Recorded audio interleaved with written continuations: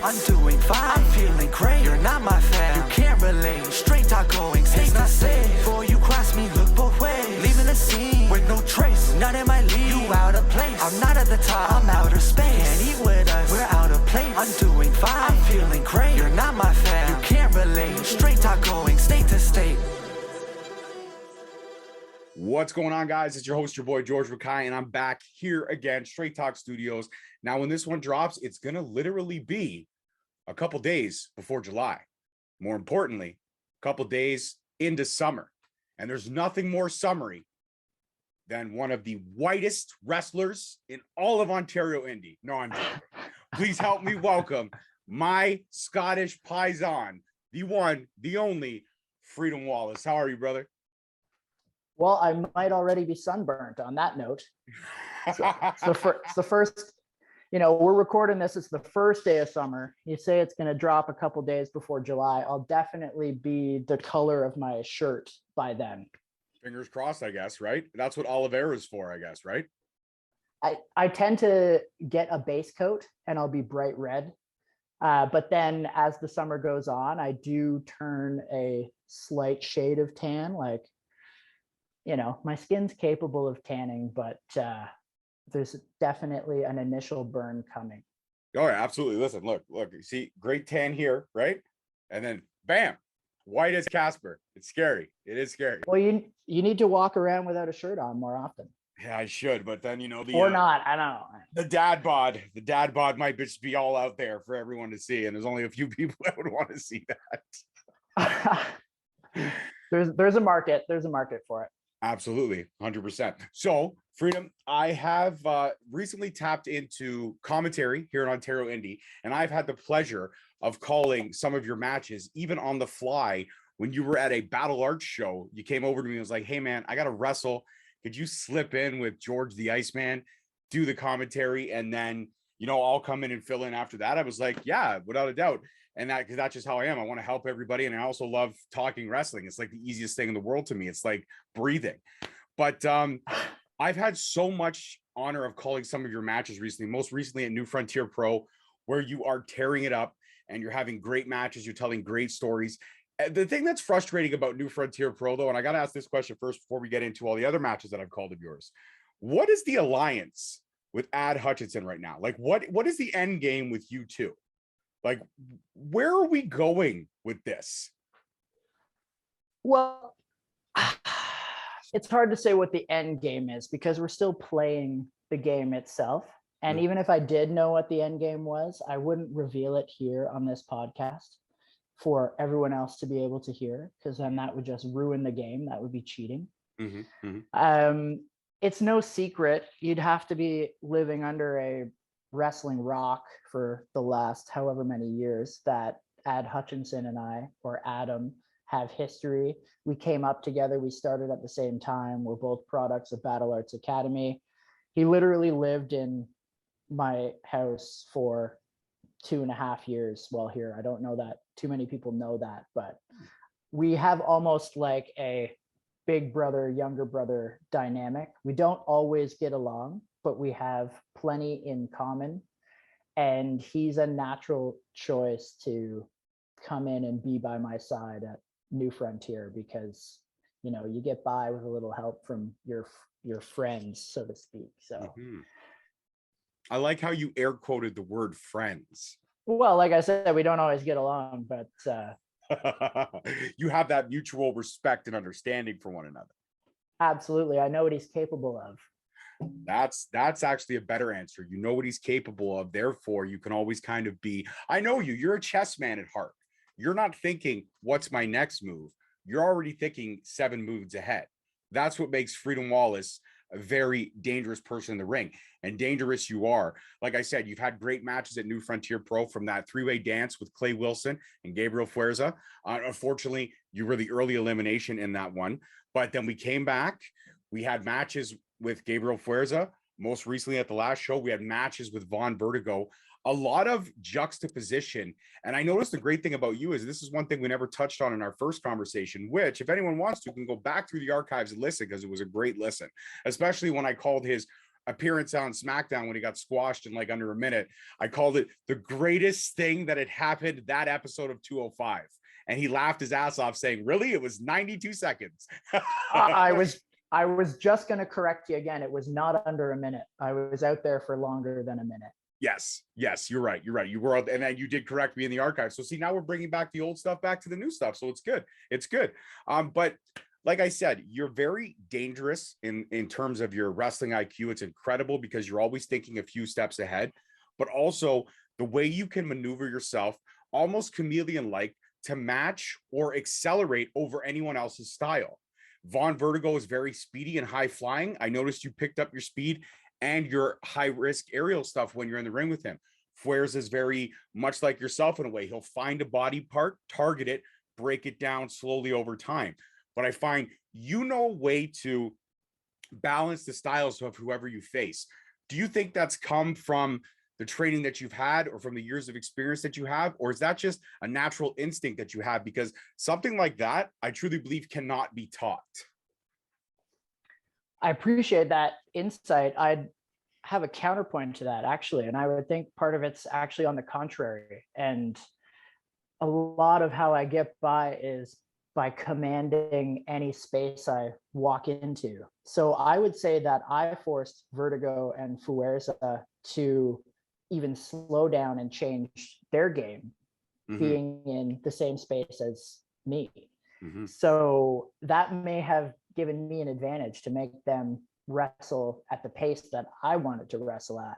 So any room I walk into, I have a commanding presence. Any ring I enter, I have a commanding presence. So I think they were at my mercy in terms of how that match played out. And I didn't have to try and be faster than I was capable of being because of it. So that's why, you know, at least in the Fuerza contest, I got the result that I wanted. Absolutely. And like I said, the match, calling a Freedom Wallace match is always exciting because as much as I, being the babyface commentator, I have to take shots at the bad guy. I have to talk about how the bad guy is, always underhanded and this and that. But I find with you, I can't do that because it's just, you have to call a spade and you have to call talent. This is not me kissing your ass. This is me just being honest. Like you're right. I look at the point now and you're right. You've made them change your game. It's that cliche of any basketball coach, of a big basketball or baseball fan. They always give the pep talk saying, you got to make them play your game. You got to make them work your strategies, what you want to do. And that's what you do. You kind of bring that into the squared circle by forcing them to change on the fly to suit the style that you're bringing because of the commanding presence. But it's also, again, wrestling IQ, knowing what you have to do. And I always notice too, you always have great ring position, whether it be getting a submission or having a submission done on you. There's always a rope within arm's reach. I've never seen you go dead center in the ring and not have a output, if you will. And I didn't always have that awareness. That comes with time and experience. And I'm not always perfect at executing. There are instances where I do wind up playing their game. And there's a moment in that Fuerza match, which if you tune in fact, by the time this airs, it will likely be on Twitch already, but June 25th, 10 p.m. is the premiere of the New Frontier Pro Show where I wrestle Fuerza. But there's a moment in that match where I left my feet, which is a rare occasion. And I was forced to leapfrog over Fuerza and show off my athleticism, which does exist. But in that instance, I was outsmarted because I landed, showed off for a second, and turned right around into a hip toss from Fuerza. So it wasn't until I was able to inflict damage onto Fuerza's arm that I was able to start controlling the pace myself. And I think when it comes to, despite his own abilities, when it comes to ground submission wrestling, I've got just about anybody beat out there. I would agree with that. I would absolutely agree with that. I'm a big fan of the old school style of wrestling, not so much the high flying and the speed. I enjoy that stuff too, the oh my God moments, but the true basis of wrestling, just these two guys trying to get one up on each other, or two girls or tag team, if you will, always trying to get that one-upsmanship, but in the way that you can break a body down. There is literally so many holds that you could do to the human body to inflict pain or punishment or even focus on wearing those body parts down. So when they do go for their maximum power moves, they don't have the same strength as they did when the match started. And that's what makes a conversation like this so exciting, because I can get that insight, because you are, like I said, very chameleon-like in learning how to break the body down.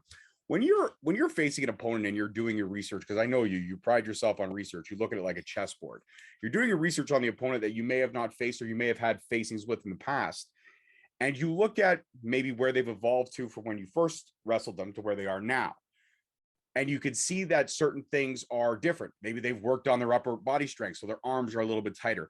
Do you already think of how you could break those body parts down in order to avoid that maximum damage if they were to land one of their more signature moves, if you will?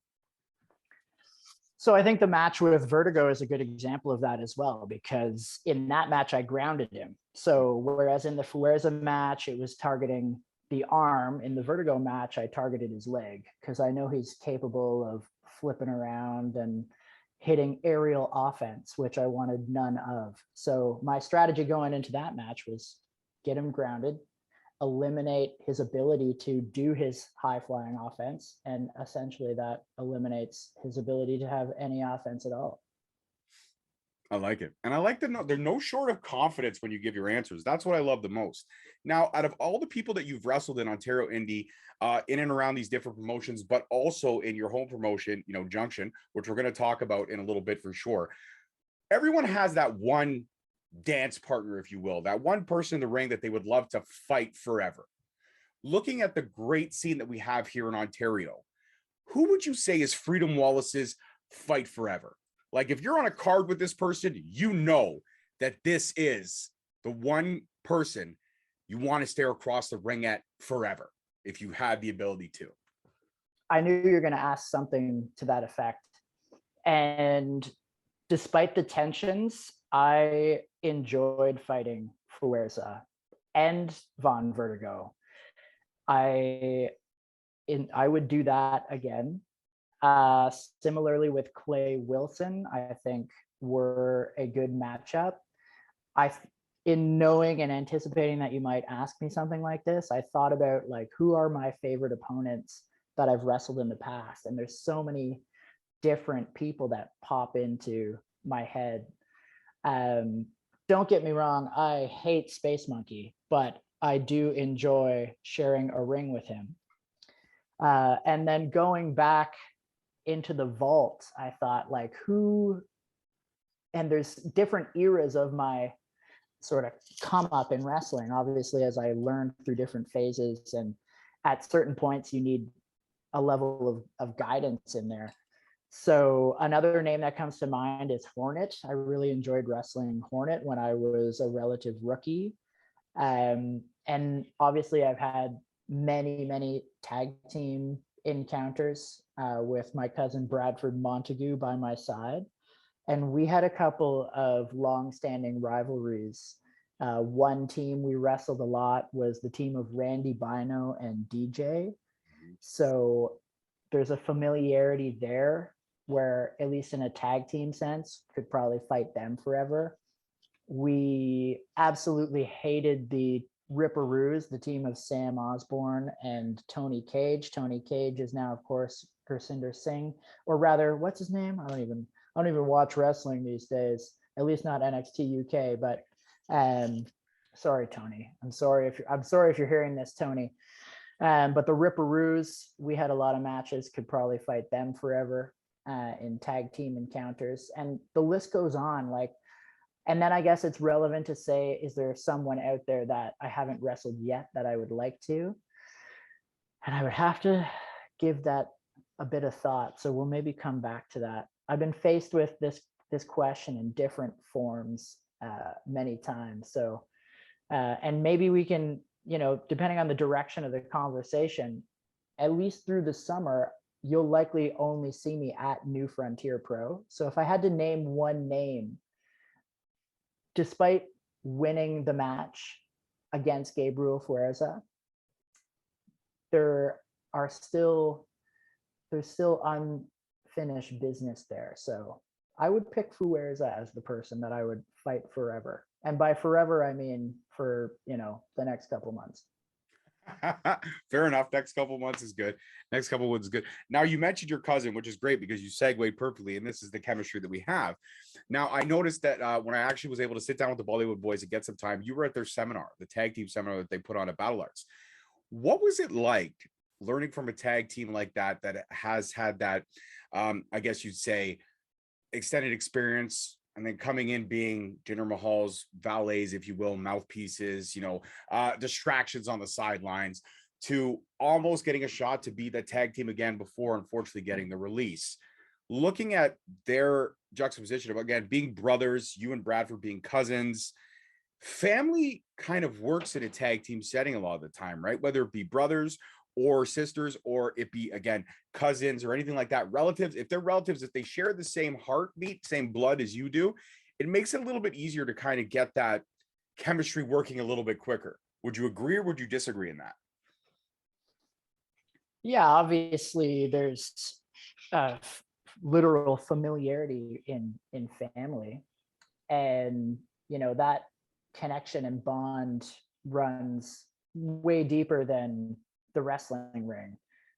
In the case of brothers like the Bollywood boys, obviously they would have grown up together, and just having that experience that extends beyond wrestling, that in itself is an advantage.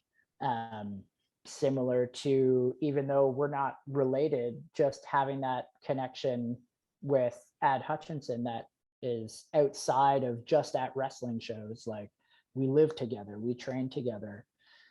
There's value in that. There's bonds that are made amongst family members that no bond in wrestling can touch. So I think it's obvious that there's an advantage to being partnered with somebody you've grown up with and know so intimately.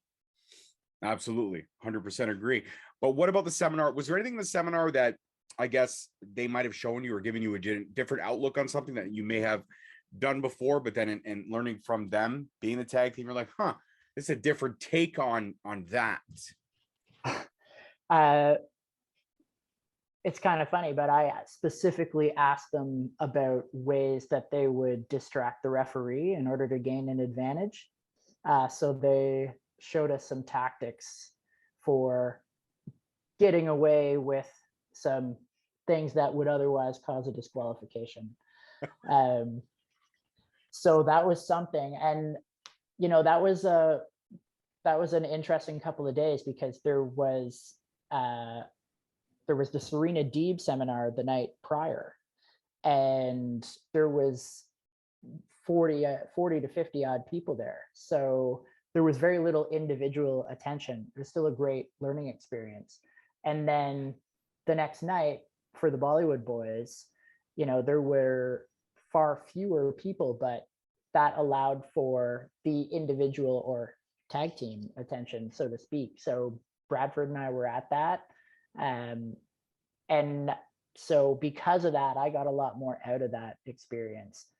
And that was the one thing specifically that I wanted to ask them, and they did teach me some new tactics. Is how can we get away with some stuff behind the referee's back that we in ways that we haven't thought of yet. So I like it. Well, I guess I'll have to keep an eye out for whatever these tactics may be. And whenever they are, if I'm on the commentary table, just give me a little wink and I'll be like, oh, okay, you learned that from the Bollywood boys. Okay, cool. There's bits and pieces of it, because Bradford and I are the reigning Junction City Wrestling Tag Team Champions, and we were crowned as such on the most recent show, which was March 27th. We defeated the team of Clay Wilson and Jocelyn Waugh, L'équipe magnifique, to become the first ever tag team champions. So that match is on YouTube, Junction City Wrestling Season 5, Episode 6. It starts the episode and just gave away the result, but we win, and it's partially thanks to some of the tactics that we learned from the Bollywood boys that night at the seminar. Can't be mad at that. Cannot be mad at that at all. Absolutely not. So speaking of Junction City, we talked about this a lot the last time we were on the show, the storytelling, the fun you guys have over there, the insanity that ensues. The one show I was able to catch live and not on YouTube, because I've been a fan of Junction City for a long time. So kind of sitting down with you at Battle Arts that day was pretty cool. But to get to see, I guess, the end result of the Diamond. That was, I believe, season 4, season 3, if I'm not mistaken. Which season am I right? I mean, the Diamond is still present.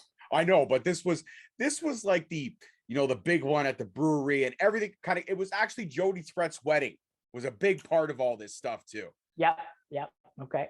So Yes. that would have been season 3, episode 10, the wedding of Jody Threat and Pretty Ricky. But the saga of the mysterious Diamond is still ongoing. Oh yeah, no, I never miss. The Diamond is definitely present, but I got to be honest with you, that was my favorite season. Why? Because it was a little bit more. I was at a lot of shows during that season. I think I went to 3 or 4. So to experience it live and then go back and watch it with the commentary added to it, a lot of fun. But being able to experience it live was pretty damn cool. And then of course, you know, Space Monkey and all kinds of crazy shit happened. Seeing Carew and Ad Hutchinson go to a no decision at that episode as well. Phenomenal.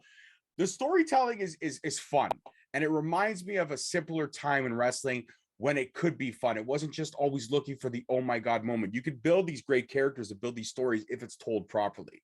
I really find that you pride yourself on the storytelling ability that you have when it comes to Junction City. What is the secret in terms of, like, because even when I've interviewed Jody Threat, she talks about how much fun she has at Junction City when she's there, just because it's almost like a night off for her. Okay, I don't have to think, I don't have to overthink it. Like, it's already kind of built in for me what needs to be done. I just have to execute it the way it's supposed to be. What's it like for you when you think of this story in your mind, you write it all down, you get it from A to B, and then you sit back at home with popcorn, maybe pizza, maybe your favorite cider or ale, whatever you're drinking, you watch it again, you go, oh, yeah, that right there, magnifique. Yeah, you know what? It's not always such a clear-cut process. Like, different ideas will come to me at different times, and sometimes ideas I have for different pairings and what may or may not happen, you know, they'll live in my mind for a few days, and then I won't think they're such a great idea anymore, and they'll never happen. And others, I sometimes, like, I'll have a bit of a rule of thumb. Like, if I get an idea, not just pertaining to wrestling, but anything in life, get an idea that I might think is a great idea, I generally try and sit on it for a couple days. And then, you know, if after 2-3 days I still think it's a great idea, then I'll go ahead and follow through on that. So there's it's not a simple point A to point B process. It's just a condition of the creative mind, I would say. Sometimes the light bulb goes off at times you wouldn't expect, and sometimes that time is an hour before the opening bell, and sometimes it's months in advance. And certainly over the course of the pandemic, I had a lot of time to think about what direction we might be heading. So, and some of that long time to think creativity came to life as well. So on the Junction City Wrestling channel, while we were off during the pandemic, I produced the In Between Times special, which sort of got everyone caught up on the goings on or not goings on within Junction City Wrestling. And there's a particular piece worth watching, I would say, of Saucer Man, who came into possession of the mysterious diamond, and what could maybe be described as like a fever dream or a hallucination, where he's flying the diamond as if it's a spaceship through space and time, only to wake up and realize that he is captive at the hands of the beholder. So all of this out of context probably sounds outrageous and ridiculous, but if you're so inclined, viewers of Straight Talk Wrestling, check out the Junction City Wrestling YouTube channel. And particularly what I'm talking about is the In Between Time special. And then we have been back since the pandemic. So season 5 picks up where we left off. And where we left off is basically where you mentioned, which was, you know, we had one show following the show where Jody Threat and Pretty Ricky got married. And not to give too much away, but their marriage has since dissolved. But you'll have to check out the YouTube channel to see how that happened. Absolutely, guys. Take my word for it. It is fun. It is enjoyable. It's got comedy. It's got heart. It's got a lot of great wrestling with a lot of great talents here in Ontario that should be getting a lot more spotlight. Junction City is one of the funnest promotions. Any chance I can to promote them, I always love to do it. And also when they have their shows, a lot of times that amazing breweries that make fucking phenomenal beer. And I'm not a big beer guy, but this guy gets me excited for beers and ciders, all kinds. I love it. One time I'd like to go on a beer voyage with you through all these different experiences to really get into the mind that is Freedome Wallace. I absolutely would. I think anybody that knows me well enough knows my favorite brewery is Shacklands Brewing Co. Mm-hmm. And Shacklands is hugely responsible for Junction City Wrestling even existing. So I've told this story a million times, but Shacklands was near where I used to live, and I approached them because I knew that somehow, some way I was going to create my own wrestling show and needed to find a place to have the first event. So in talking to Shacklands Dave, the guy who runs Shacklands, long story short, I spotted a Brutus the Barber Beefcake collector cup on his shelf of everything, a wall full of memorabilia. And that was the segue for me to say, I see you have a Brutus the Barber Beefcake collector cup. Have you ever thought about having professional wrestling in your parking lot? And then that's how the first Junction City Wrestling event came to be. So Shacklands Dave is the person who first gave me a chance to have an event of my own, so to speak. So, and then the style of beer they brew, it's Belgian ale. So any beer connoisseurs out there, that's my favorite kind of beer in the world, brewed by the Belgian monks in their Belgian monasteries centuries ago, and now brewed all over the world in half the time. Yeah, well, and now obviously people all over the world replicate those ancient recipes. Shacklands being the best at it. Absolutely. So check them out, Shacklands. Absolutely, check out Shacklands. Shameless plug, Shacklands. Thank you for giving Jeff a chance. Shameless plug. We love the Shacklands. I actually do enjoy Shacklands as well. They are really fantastic. And the Belgium is one of my favorites as well. So I can't complain. I don't drink beer too often. I'm more of a gin and tonic guy. I'm old school that way. I like to imagine myself sitting at a bar in the 60s with a big fat moon ring on my finger, the cigarette in my mouth, like Jerry Lewis being like, sit down, shut up, and pay attention. That's my kind of drink. That's what I like to live at old school. But when I do drink beer, I do drink Shacklands. I always keep a few in the fridge at all times, and that's the truth of the matter. Let's let that soak in for a second. Yeah, that's soak in. I was going for the relaxing pause. No, let's get back to some wrestling. So looking at the character of Freedome Wallace, before we always do the 5 questions beforehand. Mini host asks a few. We drop that on Saturday. Then our conversation drops on the Wednesday. She asked a great question, and it's a question that I know you've been asked 1,000 times before: heel or face? And your answer, you didn't even really think about it. You're like, I always heel through and through. It's just something that I automatically just pulsate hatred. People just hate me, and I feel like you live off that. I feel like you really do live off that. What's it like? Considerably always going to every promotion, no matter which promotion you're at, and they always say, okay, dude, you're going to be heel because there's no other way around it. Has anybody ever approached you to be a face and you're like, yeah, it has come up. And like I told the mini host, I love eliciting an emotional response. Like that's one of my favorite parts of wrestling and performing and storytelling and even creating videos. And I just love making people feel something. But when it comes to being a heel or a face, it's not really a choice. Like being a heel, I come by it naturally. Mm-hmm. Like being trying to be a face, it feels awkward to me. Like I can't go out there and be like, yeah, come on, everybody. And like, it just doesn't suit me as a person. Yeah. And so like I don't really try to be a heel, and I don't think I'm really a bad guy. No, you're a sweetheart. You're one of the nicest people in wrestling. We always have pleasant exchanges whenever we see one another. And yeah, it's hard because I know you behind the curtain, and I know that you're a genuine soul with a great heart. And I know you're in front of the curtain. And I'm like, fuck, I want to hit that guy. I want to hit that guy so hard. the way in which I wrestle sort of like evokes irritation, and I, call it what you want, but obviously I'll turn to underhanded tactics, and I cheat on purpose. Let's just call a spade a spade. Mm-hmm. But I can't go out there all smiles. Like it just, I don't know, even if I'm not trying to have the audience hate me, like it's just the facial expression I may have, or the way in which I saunter to the ring. I think I come across as smug in my performance.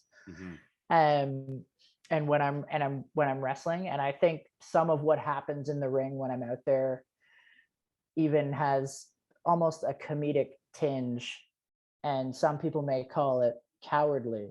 But sometimes I need a breather, and I'll take a beat and hit it to the floor for a second. And I know there's no timeouts in wrestling, but I'll call for a timeout because yeah, you do. Like, or even if I don't have the opportunity to slip to the floor, I'll ask my opponent, like, please give me a minute. But sometimes that's me sucking them in. And when they get too close, it's wham, headbutt to the midsection, which then of course gives me the advantage.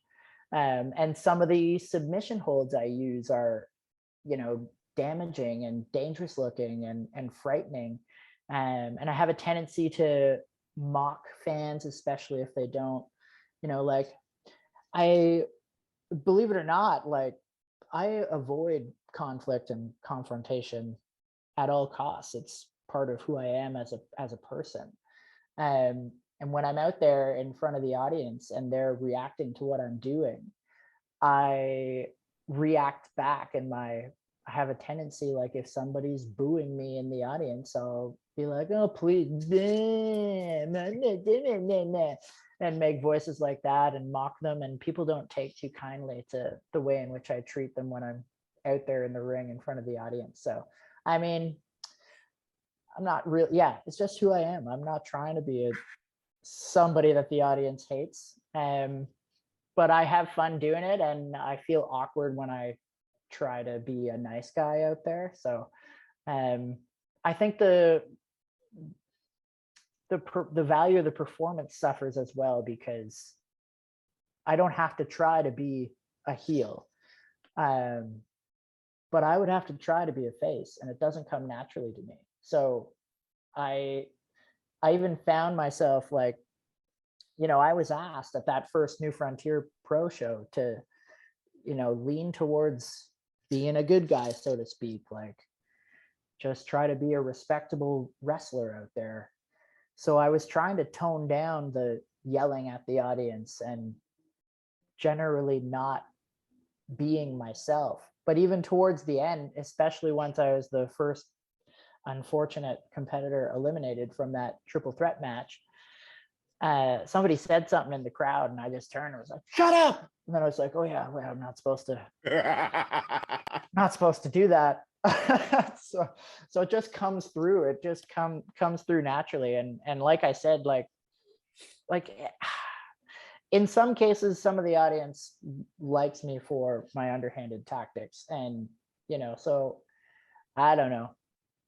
In some ways, maybe I'm a lovable heel, so to speak, too. And certainly like Clan Freedom and Bradford and I, for the most part, the audience might be booing us, but they have a smile on their face. So they enjoy watching it, and they love what they're seeing. And that's because it's like true. It just comes through naturally. And I like making people laugh as much as I like making them annoyed. I like that. I like to make you laugh, but I want to annoy the crap out of you. Let's take a personal switch to this interview, because we've had a lot of great wrestling insight in this. A couple more questions, then we'll play a game and I'll let you go. But your wedding, it's coming up October, I believe you said. how is the planning going? I mean, how was planning a wedding kind of in the midst of a pandemic, winding down, then kind of starting up again, then winding down, and now we're kind of seem to be back to whatever this new normal is? How was that experience been so far for you guys, you and your fiance? Well, without diving too deep into the behind the scenes life of Freedom Wallace / Andrew McRae and my lovely fiance, our relationship for the most part came to be through the pandemic. Like, we'd known each other for a year, then the pandemic hit. We were essentially forced into, by choice, but the media messaging was like, stay home. And at that point in our relationship, I was splitting time between where I was living and staying with my fiance. And then it was like, okay, well, where's home? And I ultimately chose my fiance's home. So we moved in together kind of out of nowhere. And then for the longest time, we had nowhere to go. Like, we couldn't go out. Everything was shut down. There were no events to go and be at. There was hardly any wrestling. So there was a lot of time just together amidst this global crisis. And I think that accelerated our relationship a great deal. I proposed last July. So we're coming up on a year of actually being engaged. But luckily, unlike so many others, we haven't had any hiccups where we've had to sort of stop planning and reschedule, or, so many weddings have been delayed again, chop the guest list. We can only have 50, chop the guest list. We can only have 10. We haven't had any of that, and knock on wood, we're just pushing forward under the assumption and expectation that we'll be restriction free come October.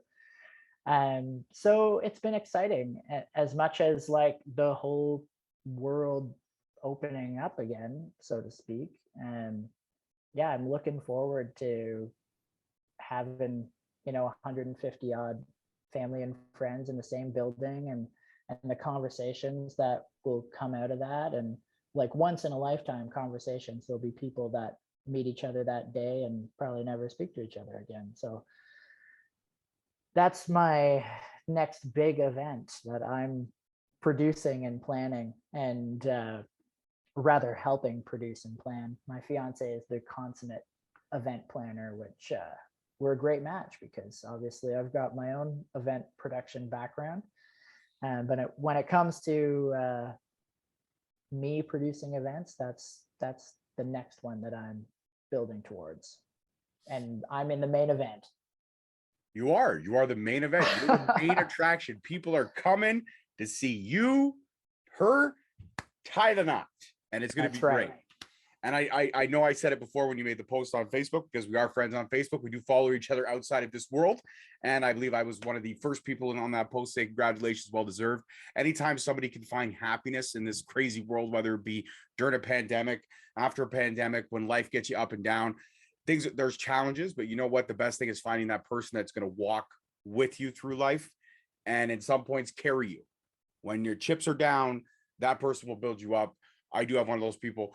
Me and my wife, we've been together for 19 years now. We've been married for 14. So it's, it has its challenges. Anybody who says marriage doesn't work is out of their minds, because it takes work every day for somebody to put up with me. God knows I'm a pain in the ass sometimes. I know it. I absolutely know it. But, even my wife has her challenges too. Sometimes she could be a real pain in the ass, but the great thing is we're a pain in the ass together. So if I give you any kind of advice, the one advice I would always say is don't go to bed angry. If a fight happens, cool down for a little bit, but always find a way to say goodnight to one another and love you, because you don't know what tomorrow holds. That's the key factor. I appreciate that. Yeah, it's been the greatest learning experience I've been through so far, and doesn't compare to anything. And obviously I'm in a new phase of my life now. Since the last time I was on Straight Talk Wrestling, seems like a lifetime ago, literally. It really does. It's just like it was in another dimension. not, I was not even the same guy talking to you, but Absolutely I not. am. No, you are the same guy. Like I said, behind the curtain, you're a sweetheart. In front of the curtain, you got to get slapped sometimes. It's true. It's a fact. It's a fact of the matter. Now, when I look at the career of Freedom Wallace thus far, I will have to say that some of my best memories of you or matches of you or when there's gold or something on the line. Again, that match I called on the fly where you won the Battle Arts Light Heavyweight Championship in that triple threat match. That was great. And then unfortunately, only to lose it a couple weeks later. But it is what it is. It happens. Things happen. But any match where Freedom Wallace gets to be Freedom Wallace to the nines and get those reactions, those are some of my funnest memories. And like I said, even when I'm calling your matches and being the narrator to the stories that you guys are telling, some of the matches where I could see you get the reaction out of the crowd, and like you said, it's very unintentional. When you get a reaction out of a crowd, it's organic. It's not forced. You don't walk out, grab the mic, and say, "Oh, I'm glad to be back here in this shithole city." Boo! Yeah, no, it's natural, organic heat, and that's something that cannot be taught. That's something that can be learned over experience. When you look at the career of Freedom Wallace, and you also talked about the next phase of your life, what's in this next chapter? I mean, wedding coming up in October, then we're 2 months out from 2023. Not to get too forward, but what is this next phase of your life in terms of wrestling? We know what personal life holds, but what's the next phase of wrestling? What's that next? You got to punch through that ceiling and go to that next level. That's a good question. It's not a straightforward answer. Something that's floating through my mind is how much I've enjoyed these shows with New Frontier Pro. And I think a lot of that has to do with the fact that I'm not producing the events myself. So for a majority of all the shows I've ever wrestled on, I've at least put up a camera and recorded the show. And so there's even that little bit of extra stress, like, oh, I got to get there a little bit earlier just so I have time to figure out where's the best place to put the camera. So I was always very concerned with and wanted to record every match so I could bring it home and watch it back and just collect the footage. And of course, I love watching myself wrestle.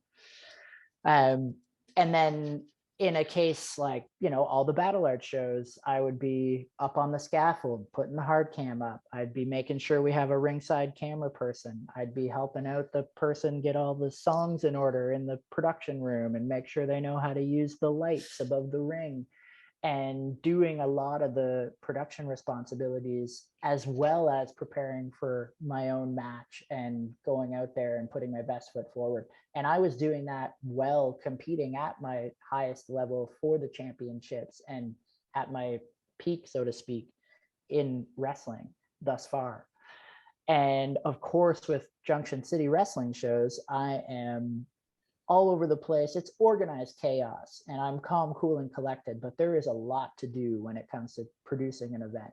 So hence why, for the moment, there are not any Junction City wrestling shows scheduled for the rest of the year. Stay tuned. Never say never. But as of right now, my next big event is the wedding.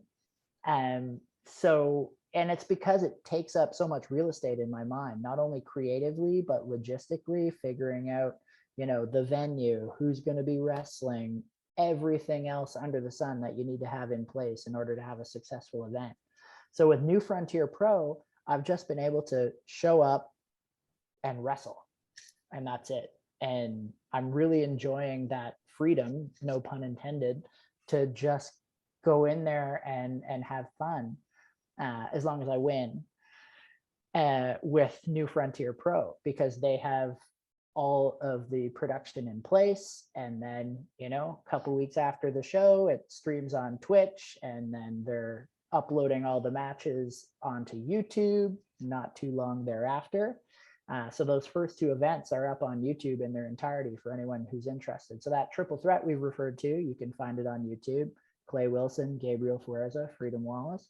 And the match I had with Von Vertigo in the Biltmore Theater in Oshawa is up on YouTube as well. And once this most recent show has been sufficiently streamed, you'll be able to watch Gabriel Fuerza versus Freedom Wallace on YouTube also. So what's next for me? I don't, honestly, it's hard for me to see beyond November at this point.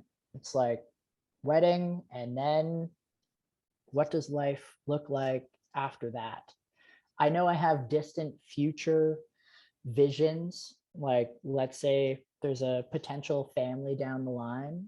I'm always going to have wrestling in my back pocket. Like I would want to wrestle in front of a hypothetical child of mine one day. I love coaching as well. I'm currently playing softball on Monday nights. I was nominated the team captain on the first night of the season just because of my natural charisma and the commanding presence I carry with me in You any paid everybody, space that I enter. You paid everybody, didn't you? I mean, so I'm really enjoying that, and it's I would call it like a player coach role. Like as captain, I'm responsible for establishing the lineup every game and figuring out who's playing where. And now I'm the guy on the sidelines yelling, look alive, dingers," with the downtown dingers. And it just comes naturally to me. And I love helping out. You know, I may not have the level of experience, say, in comparison to many of the mentors I've had that have taught me. But in comparison to somebody who's brand new and just getting into professional wrestling, I can help that person. I can guide them. I have a lot to teach them. So I think my future in wrestling is a combination of, when the time is right, continuing to produce my own events, because I love doing that. I love Junction City Wrestling. That's probably never going to go away. And I've got it at a point where it can kind of stop and start again. Like it exists and it always will. So I don't need to be putting on a show every month for that to be what I want it to be. So there'll be a production element. There'll be an element of wrestling. Just knowing there's a match coming up helps motivate me to stay fit. Like that's a reason to do the extra workout. And just for that overall, like mental health, physical health, overall well-being aspect, just knowing there's a wrestling show coming up, I think I'm always gonna keep somewhat of a regular cadence of wrestling ongoing. And then hopefully there's an opportunity to do some coaching, and whether or not that's on an occasional basis or a more regular basis, I don't know. But yeah, my future in wrestling, it can be whatever I want it to be. In terms of, you know, fully immersing myself and chasing a career as a professional wrestler, that's not on my radar right now, but I would leave it at never say never. And the best, most succinct, bullet pointed answer I can give you after this long, drawn out, long-winded answer would be a little bit of producing my own shows, a little bit of just showing up and wrestling on other shows, and a little bit of coaching and teaching. I like that. I think that's a great answer from a well-spoken individual, a sweetheart of a human being, and a great wrestler. And that's the truth of the matter. And now, before we say our goodbyes and you shout out your socials, I want to play a game with you. It's very simple. It's called One or the Other. I give you two choices of two random things. For example, Batman or Superman. Without thinking, you give me your answer. 5 questions. Are you ready? I hope so. Okay, well, here we go. Ultimate Warrior or Sting? Ultimate Warrior. Chocolate or vanilla? Vanilla. Pizza or burgers? Pizza. Beer or shots? Beer. Finally, Doritos or Ruffles? Ruffles. It wasn't that hard. I actually liked all your answers. I liked all your answers. Very simple. Very, very classy. That's how you are. Freedom Wallace stays classy. that game's a trap because no matter what, there's going to be at least 50% of the audience that's going to go, oh. But that's a great thing. I'm putting you on the spot and you can't think. You just have to give me your answer. Because at 95% of the time, the first answer you think about is really subconsciously what you want. The Sting and Ultimate Warrior piece is a tough one, but I ultimately had to go with like 5-year-old me. And I can remember the box, the package to the toy WWF Championship belt. We're talking 1991, 1992 Hasbro.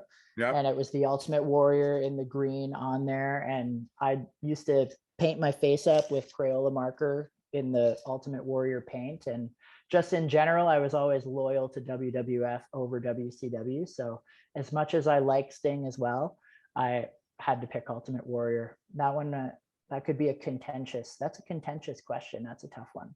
That absolutely is. All right, my friend, thank you so much for being a guest again on Straight Talk Wrestling. I always enjoy the conversations. Before you go, shout out your socials where they can find the world that is Freedom Wallace and Junction City and everything else you're doing. Well, there's so many places you can find what I do online, but Instagram is at Freedom is McRae, MCRAE. That is on Instagram. You can type that into Google in general. You'll probably find me on Instagram, Facebook, and Twitter, all the same handle. Junction City Wrestling is at Wrestle Junction, same thing. Instagram, Facebook, Twitter. Junction City Wrestling on YouTube as well. And if you'd like to see the more professional side of things, you can find Andrew McRae on LinkedIn. Oh, fancy. He does have one hell of a very snazzy looking picture on his LinkedIn. I will say that for sure. All right, guys, that's it for this one. I'm your host, your boy. You know my socials. They're in the link below. Peace, love, and wrestling. We'll see you guys next time. Peace. Thank you so much for listening. Don't forget to tune in next week for another great episode on all available podcast platforms and hosted on Podbean. Also, check us out on YouTube at Straight Talk Wrestling, on Instagram at Straight Talk Wrestling, on Facebook at Straight Talk Wrestling, and on Twitter at _Straight Talk. And if you feel the need to buy some sweet merch, check us out on ProWrestlingTees.com. Leaving the scene with no trace, not in my league. You out of place. I'm not at the top. I'm outer space. Can't eat with us. We're out of place. I'm doing fine. I'm feeling crazy.